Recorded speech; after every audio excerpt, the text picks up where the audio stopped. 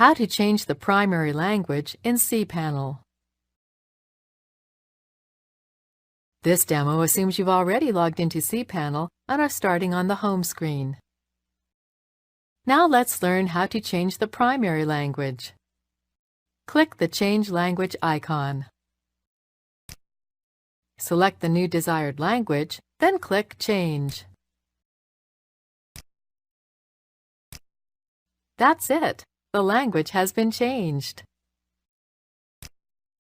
Now when you navigate through cPanel, you'll notice that the language used has been translated to the newly selected language. To change back, simply repeat the process.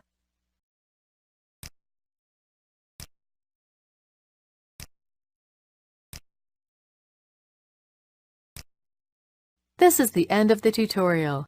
You now know how to change the primary language in cPanel.